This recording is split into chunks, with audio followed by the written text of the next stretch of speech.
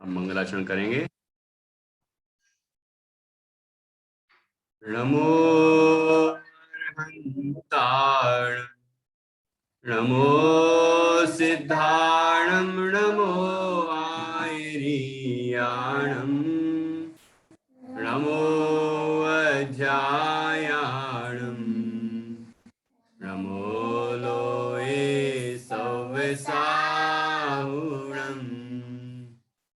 ऐसो पंचणमो यारो तव पावपणासिनो, मंगलाणं च सव्येसिं परमं होहि मंगलम्। चत्तारि मंगलम् अरहन्ता मंगलम्, सिद्धा मंगलम्, साहु मंगलम्, केवलीपर्णतो धम्मो मंगलम्। चत्तारि लोकोत्तमा अरहन्ता लोकोत्तमा, सिद्धा लोकोत्तमा, साहु लोकोत्तमा, केवलीपर्णतो धम्मो लोकोत्तमो। चत्तारि शरणं पवजामि अरहन्ते शरणं पवजामि, सिद्धे शरणं पवजामि, साहु शरणं पवजामि, केवलीपर्णतं धम्मं शरणं पवजामि, केवलीपर्णतं धम्मं शरणं पवजामि। नमन अरहंतों को, नमन सब सिद्धों को, नमन आचार्यों को, नमन उपाध्यायों को, नमन मुनिराजों को, नमन पांचों प्रभु को, ध्याऊं पांचों प्रभु को, ध्याऊं निज आत्म को।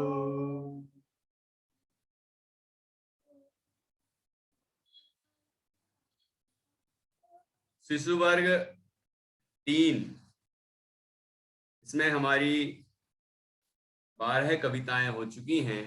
आज हम 13वीं कविता सीखेंगे, जिसका नाम है पतंग। पतंग कितने बच्चे उड़ाते हैं आप में से? पतंग कितने बच्चे उड़ाते हैं? ईमानदारी से बता सकते हो। अनन्या उड़ाती है और संस्कार भी उड़ा लेता है, प्रकृति भी उड़ा लेती है, ठीक है, तेजल भी उड़ाती है पतंग। अच्छा, आरुल दोनों तरफ कर रही है यार, क्या चक्कर है? कंफ्यूज है क्या? अच्छा, मम्मी के साथ उड़ा लेती होगी, पापा के साथ नहीं नहीं उड़ाती है। अच्छा ठीक। और मैत्री नित्या भी उड़ा लेती हैं। अरे, और कौन उड़ा लेता है? तेजल भी उड़ा लेती है। नीर सिंघाई, तुम उड़ाते हो क्या पतंग? नहीं उड़ाते उड़ाते। अरे, गौरवी भी उड़ाती है। और सानवी, देवलसी नहीं उड़ाती। आता नहीं होगा इसीलिए नहीं उड़ाते ना। सुल्तान उड़ाते हो तुम? उड़ाते हैं। और आरोही तुम? नहीं उड़ाती। आता नहीं होगा इसलिए नहीं उड़ाती। तो जिसको आता है वो भी नहीं उड़ाए, तो जिसको नहीं आता है उसे सीखने की जरूरत भी नहीं है। देखो, पतंग उड़ती है, हमें अच्छा भी लगता है, उड़ाने में मजा भी आता है, खेल है, वो एक खेल है।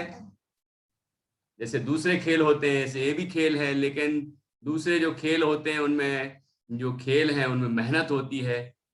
जैसे आप मान लो कबड्डी खेल रहे हैं, फुटबॉल खेल रहे हैं, वॉलीबॉल खेल रहे हैं या बैडमिंटन खेल रहे हैं, तो शरीर की कसरत होगी, एक्सरसाइज होगी, पसीना आएगा, आया कि नहीं? लेकिन पतंग उड़ रही है, फिर क्या क्या आएगा बताओ? पतंग उड़ रही है, आसमान में उड़ रही है, आप इतना इतना ऐसे हिला रहे हो, ऐसे ऐसे हिला रहे हैं। आपको क्या मेहनत लगती है क्या उसमें? पसीना आता है क्या? कसरत होती है क्या? तो फिर क्या फायदा है? क्या आता है आरोही बताओ? उसमें पाप आता है। अरे ये कैसे आता होगा? देखो इस कविता के अंदर बहुत कुछ बातें बताई हैं।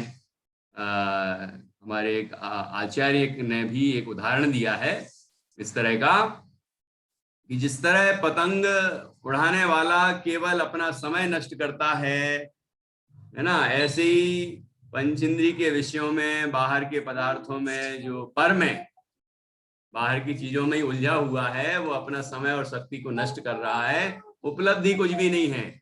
लेकिन जो अपने आत्मा को जाने, पहचाने, उसमें लीन हो, तो वो सुखी होता है। वो अपने समय का सदुपयोग कर रहा है, वो कार्य करने योग्य है। ठीक है ना? तो ऐसे यहाँ पर इस कविता के माध्यम से बहुत सी बातें सिखाई हैं। और आप हर हर साल देखते होंगे पतंग उड़ाने वालों की क्या क्या दशा होती है। देखा होगा पतंग उड़ाने वालों की क्या स्थिति बनती है, कि वो कई बार छतों से गिर जाते हैं, दुर्घटनाएं घटती हैं। कोई बच्चे पतंग को लूटने के लिए दौड़ते हैं तो वहीं गिर पड़ते हैं, लड़ाई झगड़े होने लग जाते हैं, है ना? बहुत सारी दुर्घटनाएं होती हैं कई तरह से। और दूसरा, पतंग उड़ती है तो पंछियों को भी परेशानी होती होगी। आजकल जो मांझा बनता है वो भी खतरनाक बनता है। सादा धागे से थोड़ी उड़ाते हैं लोग, मांझा होना चाहिए, वो भी खतरनाक, जिससे पतंग जल्दी कटे किसी और की। तो उससे क्या होता है कि उससे पतंग का धागा तो कटता है दूसरे का, लेकिन साथ में पंछी के पर भी कट जाते हैं, और किसी किसी आदमी का गला कट जाता है। ऐसे उड़ रही है और उड़ते उड़ते कट गई तो धागा दौड़ रहा है ऐसा पतंग के साथ, ऐसा उड़ रहा है, वो यहां से घिसटा तो यहाँ गर्दन भी में भी ये नसें है ना, ये कट जाती है। ऐसा भी होता है। वो इसलिए जो विदेशी धागे हैं वो तो उपयोग में लाने ही नहीं चाहिए हैं। ज्यादातर चाइना के धागे बहुत खतरनाक होते हैं, तो उनका उपयोग नहीं करना है। पतंग खेलने के लिए बच्चे उड़ाते हैं, लेकिन यहाँ तो लोगों का जीवन नष्ट हो जाता है, उनके साथ दुर्घटनाएं हो जाती हैं, उनको परेशानियां होती हैं। तो ऐसा काम नहीं करना चाहिए। और अपन मांझे का प्रयोग ना करें। मांझा जो लगता है ना, मांझे का प्रयोग ना करें, क्योंकि मांझा कांच से बनता है। वो चाइना वाले तो और खतरनाक तरीके से बनाते हैं। भारत में जो बनता था, हम हमारे टाइम में हम लोग बनाते थे, तो ऐसे बनाते थे, तो उसमें भी कांच रहता है ना, तो उससे भी किसी को तकलीफ हो सकती है। तो ऐसे काम हम क्यों करें? दूसरे उपाय करो खुशी मनाने के लिए। खुशी मनाना है, खेल खेलना है, तो दूसरे खेल हैं। आप बच्चे हैं, खेलेंगे जरूर। तो खेलेंगे कूदेंगे तो ऐसे खेल खेलो जिससे बुद्धि का भी विकास हो, जिससे शरीर का भी विकास हो, शरीर की शक्ति बढ़े, है ना? और दिमाग की शक्ति बढ़े, आपके पर्सनालिटी डेवलपमेंट हो, है ना? तो ऐसे खेल खेलना चाहिए जिससे कि हमारे फायदे हो। ऐसा खेल क्यों खेलना है जिससे नुकसान हो? बोलो। अपन को भी नुकसान हो, दूसरे को भी नुकसान हो, ऐसा खेल क्यों खेलना? तो नहीं खेलना है। अब देखिए ये कविता पढ़ते हैं अपन, इसमें बहुत सारी बातें बताई हैं। पहले तो आपको लगेगा कि आसमान में ऐसी ऐसी पतंग उड़ती है, बड़ा अच्छा लगता है देखने में। हाँ, तो लगता है तो वो लिख दिया है, लेकिन उसके लगने के पीछे भी तो कुछ है। कि अच्छा लगने का मतलब थोड़ी कि अच्छा ही हो गया है। हमें तो कई लोगों को बाजार की चीजें अच्छी लगती हैं, तो अच्छी लगने से क्या अच्छी हो गई वो? समझ आ रहा है कि नहीं आ रहा है? तो वो सोचना पड़ेगा कि वो अच्छी है या नहीं है, वो हमारे लिए फायदेमंद है कि नुकसानदायक है ना? हमारे लिए हमें तकलीफ पहुंचाएगी कि आनंद देगी, दूसरे को तकलीफ पहुंचाएगी कि आनंद देगी, वो पाप वर्धक तो नहीं है। ये सब विचार करना पड़ेगा। पुण्य बढ़ाएगा कि पाप बढ़ाएगा, इन सब बातों का विचार करके ये नित्या मैत्री आते हैं ना। छत्र चूड़ामणि ग्रंथ चलता है रात को 8:15 से 9:15, तो उसमें निकला था कि नहीं विषय, कि हमें वो काष्टांगार को जब राज्याधिकारी बनाने की सोचने लगे जो सत्येंद्र राजा, तो प्रधानमंत्री जी ने क्या कहा कि कोई भी कार्य करने के पहले विचार कर लेना चाहिए कि वो काम करना सही है कि गलत है, उसका फायदा होगा कि नुकसान होगा। ऐसा विचार करना चाहिए हर चीज के संबंध में। तो ऐसे ही खेल कूद हो या भी हम जो भी काम करते हैं तो उसके पीछे क्या फायदे नुकसान हैं उसका विचार करके ही हमें कार्य करना चाहिए। ठीक है, ओके। हाँ ठीक है अनन्या के भाई। हाँ कितना अच्छे से बैठा है। ओके देखिए अब पतंग नाम की कविता पढ़ते हैं। सबके पास किताब है? हाँ निकालो किताब। अरे वाह भैया, हाँ सबने निकाल ली। रंग बिरंगी उड़े पतंग, 37 पेज, 37 सुवर्ग 3। रंग बिरंगी उड़े पतंग, आसमान में पंछी संग। रंग बिरंगी क्या क्या क्या कैसी कैसी होती, कई कई रंग की होती ना। रंग बिरंगी उड़े पतंग, आसमान में पंछी संग। बादल भी उड़ते हैं संग, भर देती जन जन में उमंग। बादल भी देखा आपने, बादल भी साथ में उड़ते हैं, वो पतंग भी उड़ती है। बादल भी उड़ते हैं संग, भर देती जन जन में उमंग। सबके अंदर उत्साह और उमंग भर देती है, लोगों को बहुत मजा आता है ऐसा करने से। ठीक है, ये तो हुआ कि उनको कैसा लगता है। ठीक, अब आगे सुनो। इतनी 4 लाइनें याद हो गई? वही 4 लाइनें बहुत सरल हैं। रंग, हाँ बोलो आरोही। मेरे को पूरी याद है। अरे यार पूरी याद है क्या? ठीक है बाद में सुनेंगे। हाँ, रंग बिरंगी उड़े पतंग, आसमान में पंछी संग। बादल भी उड़ते हैं संग, भर देती जन जन में उमंग। अब आगे सुनो, ध्यान सुनना। प्रकृति क्या कहा आगे? उड़ती मांझा संग पतंग, मांझा डाले रंग में भंग। पंछी को करती है तंग, मांझा काटे उनके अंग। क्या कहा नित्या? उड़ती मांझा संग पतंग। मांझा मतलब समझते हो ना, जो धागा में मांझा बना लेते, मतलब उसमें कांच या अन्य केमिकल्स का यूज करके उसको ऐसा ऐसा खतरनाक बनाते हैं कि वो दूसरे के धागे को काट दे।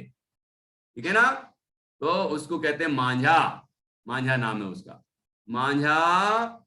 उड़ती मांझा संग पतंग, मांझा के साथ, पतंग के साथ मांझा भी तो ऐसा ऐसा है, धागा धागा खतरनाक वाला धागा है ना, देखा कि नहीं? उड़ती मांझा संग पतंग और मांझा डाले रंग में भंग। ये मुहावरा है, रंग में भंग डालना। रंग में भंग डालना क्या होता है अरुल? रंग में भंग डालना का मतलब खुशियों में, हाँ बताओ, खुशियों में दुर्घटना डालना। हाँ, दुख उत्पन्न करना। ठीक है, खुशी में बाधा डालना, इसको बोलते हैं रंग में भंग डालना। ठीक है, अच्छा रंग जमा था और कुछ गड़बड़ हो गया तो सारा माहौल खराब हो गया, दुख हो गया, सबको तकलीफ में आ गए सब। तो ये मांझा जो है वो सारी खुशियों को नष्ट कर देता। मांझा से क्या क्या नुकसान होते हैं वो नीचे बताया है। तो वो रंग में भंग डालता है। रंग में भंग डालना समझ में आया प्रकृति? क्या होता है रंग में भंग डालना? रंग में भंग डालना मतलब खुशियों में कुछ खुशियों में भंग डालना, मतलब खुशियां भंग हो जाना, खुशियों में दुख उत्पन्न हो जाना। खुशी का माहौल है, दुखद माहौल बन जाना, तो रंग में भंग डालना कहलाता है। मांझा डाले रंग में भंग, पंछी को करती है तंग। देखा आपने, जब वो आसमान में उड़ती है तो साथ में पंछी उड़ते हैं, तो उड़ने की जगह तो पंछियों की है। आसमान में कौन उड़ते हैं? पंछी। लेकिन आपने उड़ाई पतंग है, एक नहीं लोग हजारों पतंग उड़ाते हैं एक साथ, सब लोग अलग अलग अलग अलग, तो हजारों पतंग आसमान में उड़ने लग जाती हैं, तो पंछी कहाँ उड़ेंगे? पंछियों की जगह छीन ली। जैसे लोगों ने पेड़ काट डाले, तो पंछी कहाँ रहेंगे? सोचो, आसमान में भी आप गड़बड़ करने लग गए तो पंछी कहाँ उड़ेंगे? समझ आए कि नहीं? और खेतों को नष्ट करके लोगों ने अपने अपने मकान बना लिए, तो वो जो जानवर हैं वो कहाँ रहेंगे? समझ आ रहा है कि नहीं? वो उनको जगह नहीं मिलती तो अपने घरों में घुसते हैं, फिर तकलीफ देते हैं, और पर्यावरण खराब होता है, सारा वातावरण खराब होता है, सारा संतुलन बिगड़ जाता है प्रकृति का। प्रकृति तुम्हारा नहीं, प्रकृति का, नेचर का, पर्यावरण जो है, पर्यावरण का मतलब प्रकृति का बैलेंस बिगड़ जाता है ना? तो इसलिए ऐसा काम नहीं करना जो नुकसानदायक हो। अब बहुत सारे साइंटिस्ट लोग अपने आप को साइंटिस्ट समझते हैं और ऊपर आसमान में पता नहीं क्या क्या प्रयोग करते रहते हैं, तो सारा आसमान की जितनी भी स्थितियां हैं, सब जो भी अच्छी अच्छी चीजें हैं ना, सब नष्ट होती जा रही हैं। फिर कहते हैं ये ऐसा नहीं हो रहा, वैसा नहीं हो रहा, रोते रहते हैं, ऐसी तकलीफ हो रही है दुनिया को, ऐसी तकलीफ हो रही है, उपाय तो अच्छे कर नहीं रहे हैं। कहाँ है नित्या? क्या क्या बताया था उसमें? यदि किसी को गर्मी लग रही है तो वो उसे कहानी कूदना चाहिए। चतुर चूड़ामणि में बताया ना रात को, हाँ रात की क्लास में, कहानी कूदना चाहिए, आग में नहीं कूदना चाहिए। कहानी कूदना चाहिए आग में। हाँ। ये गर्मी तो लग रही है और आग में कूद गए तो और गर्मी लगेगी, महागर्मी लगेगी। समझ आ रहा है कि नहीं? तो ये तो बुद्धिमानी नहीं है। तो हम भी ऐसे काम करेंगे। हम यदि चाहते तो हैं प्रकृति में बढ़िया आनंद हो, सब बढ़िया पर्यावरण हो, सब अच्छा हो, लेकिन करते क्या है? उल्टे काम। क्यों तेजल? काम करेंगे उल्टे और फल चाहिए अच्छा, ऐसे कैसे मिलेगा? बोया बीज बबूल का तो आम कहां से होए? समझ आ रहा है क्या बोला?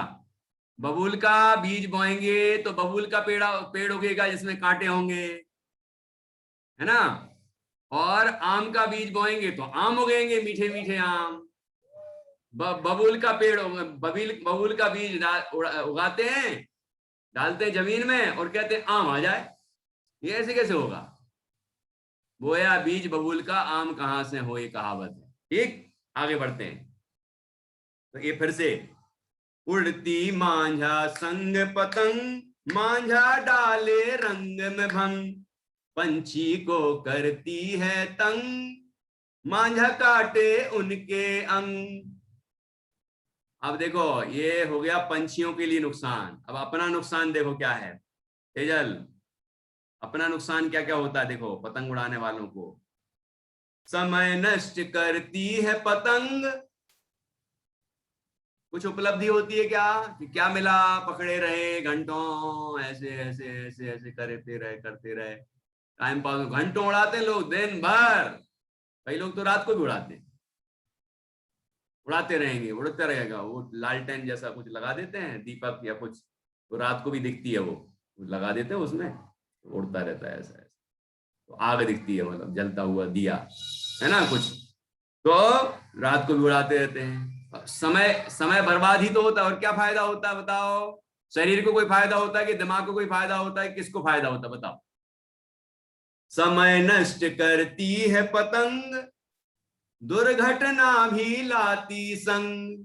अरुल, क्या लाती साथ में? पतंग दुर्घटनाएं भी लाती है। जब जब लोग पतंग उड़ाना शुरू करते हैं, पतंगबाजी करते हैं, तो अखबारों में खबरें आना शुरू हो जाती हैं, वो छत से गिर गया, उसका गला कट गया, वो पंछी मर गया, उसके गले कट गए, पंख कट गए हैं। किसी का कोई बाइक पे जा रहा था, उसको वो धागा ऐसा जा रहा था और धागा उसके गले में लग गया तो उसको वो कट गया।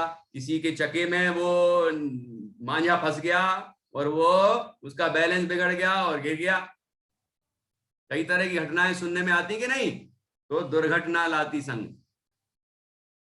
समय नष्ट करती है पतंग, दुर्घटना भी लाती संग।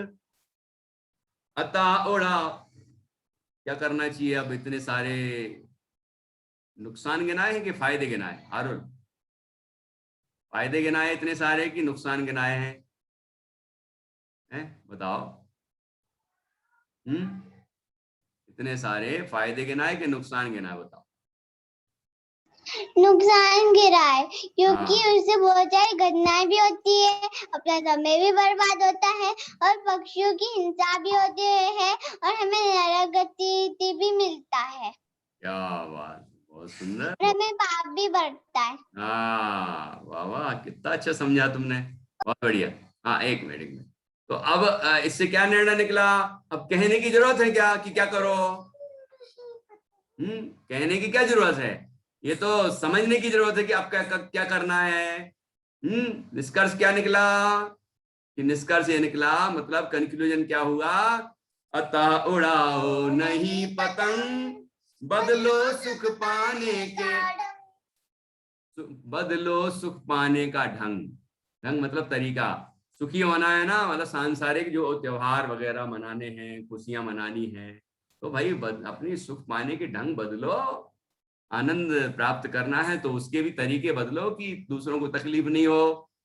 और सुख उसमें क्या है? सुख तो अपने आत्मा की आराधना में है, परमात्मा की भक्ति में है ना? ये काम करें। कदाचित अपन लौकिक कार्य भी कर रहे हैं तो उसमें इतना तो ध्यान रखें कि कम से कम किसी को तकलीफ ना हो, दुख ना हो, ठीक है ना? और अपन को भी खुशी हो और उनको भी खुशी हो, तो खुशियां मनाओ। ये बात आगे लिखी है, अतः उड़ाओ नहीं पतंग, बदलो सुख पाने का ढंग, त्योहारों में खुशी मनाओ, नहीं किसी को दुख पहुंचाओ। त्योहारों में खुशी मनाओ। अब लोग त्योहार आते हैं, अभी जो संक्रांति आएगी जनवरी में, हैं, और भी अनेक अनेक उत्सव आते हैं, तो उसमें लोग खुशियां मनाते हैं। तो कोई पतंगबाजी करता है, कोई कुछ और करता है। तो ऐसे अलग अलग समय, गर्मी में लोग खुशियां मनाते, छुट्टियां मनाते हैं। तो त्योहारों में खुशी मनाओ। पटाखे फोड़ते हैं कई लोग दीपावली पे, तो वो पटाखे नहीं फोड़ना है, उससे कितनी हिंसा होती है, कितने लोगों को तकलीफ होती है, कितने जानवरों को तकलीफ होती है, पक्षियों को तकलीफ होती है ना? तो ये सबके लिए बात है। त्योहारों में खुशी मनाओ, नहीं किसी को दुख पहुंचाओ, धरती को खुशहाल बनाओ, जीव दया अपने मन लाओ। ये देखना आप में, पतंगबाजी जब होती है तो जगह जगह जगह जगह पतंगे पतंगे पतंगे गिरती हैं। और जब दीपावली पे लोग पटाखे जलाते हैं तो जगह जगह जगह कितना प्रदूषण होता है, कितना कचरा फैलता है, कितना वातावरण खराब होता है। देखा ना? तो त्योहार आए तो खुशी मनाओ आप। जो त्योहार आते हैं उनमें खुशियां मनाओ, ठीक है ना? लेकिन इतना तो ध्यान रखो कि किसी और को दुख तो नहीं हो रहा हमारी खुशी से, नहीं किसी को दुख पहुंचाओ। और धरती को नुकसान तो नहीं हो रहा है, धरती को खुशहाल बनाओ। और क्या करो? जीव दया अपने मन लाओ। छोटे छोटे जीव जो हमें आंखों से भी नहीं दिखते, इतने छोटे छोटे जीव हैं, उनके प्रति भी दया की भावना होना चाहिए। वो उनका जीवन तो नष्ट हो रहा है ना। बड़े बड़े जीव, पंछी हैं, पशु हैं, ये इन सबको तकलीफ हो रही, इंसानों को तकलीफ हो रही है, पेड़ पौधे भी तो जीव हैं, है ना? ऐसे जितने भी जीव हैं संसार में, उन सब का ध्यान रखना है और हमें उनको तकलीफ नहीं देना है, ठीक है? अब अपनी क्लास का समय हो गया है, तो अपन ये एक बार और पढ़ेंगे और आज की क्लास पूर्ण करेंगे। कितने बच्चों को याद हुई?